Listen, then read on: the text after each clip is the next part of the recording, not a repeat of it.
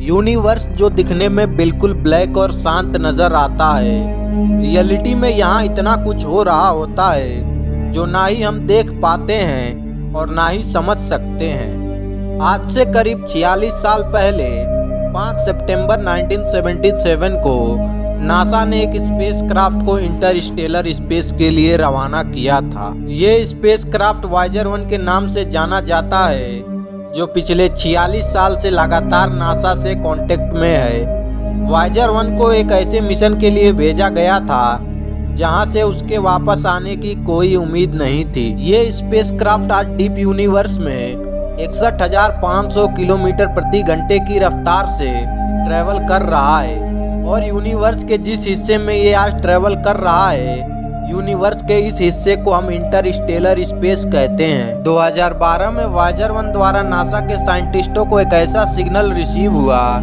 जो वैज्ञानिकों के होश उड़ाने वाला था। जब उस सिग्नल को डिकोड किया गया तो उसमें एक ऐसी अजीब आवाज थी जो वॉयेजर 1 ने रिकॉर्ड की थी। हमारी दुनिया से करोड़ों किलोमीटर दूर यूनिवर्स की गहराइयों में वो कौन सी चीज थी जिसने वैज्ञानिकों की नींद उड़ा रखी थी। ये आवाज धरती से 1400 करोड़ किलोमीटर दूर रिकॉर्ड की गई थी और ये एक ऐसी आवाज थी जो कम या खत्म होने का नाम नहीं ले रही थी। साइंटिस्टों ने कई दिनों तक इंतजार किया, लेकिन ये आवाज खत्म तो दूर की बात है, ये कम भी नहीं हो रही थी। और फिर देखते ही देखते पूरे 3 सालों के बाद इस अजीबोगरीब आवाज में थोड़ी कमी आई। ये आवाज वॉयेजर 1 की 46 सालों की हिस्ट्री में रिकॉर्ड होने वाली सबसे लंबी आवाज थी जिसने वैज्ञानिकों की नींद उड़ा रखी थी।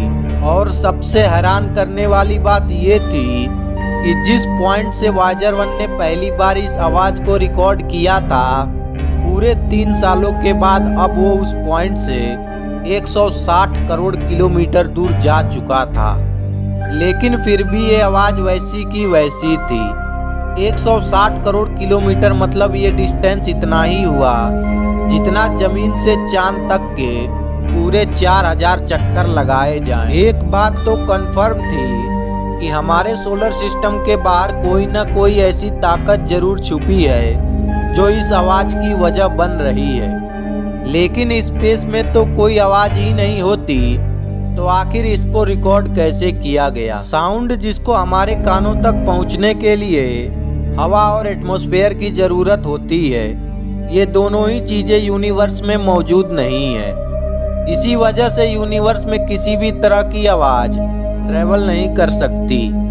यूनिवर्स में साउंड वेव तो ट्रेवल नहीं कर सकती, लेकिन इलेक्ट्रोमैग्नेटिक वेव यूनिवर्स में आसानी से ट्रेवल कर सकते हैं। बेशक हमारे कान इन वेव को नहीं सुन सकते हैं, लेकिन वॉयेजर 1 ने अपने एडवांस सेंसर के जरिए इस मिस्टीरियस साउंड को रिकॉर्ड किया था। यही वो मिस्टीरियस आवाज थी जिसे वॉयेजर 1 ने रिकॉर्ड किया था।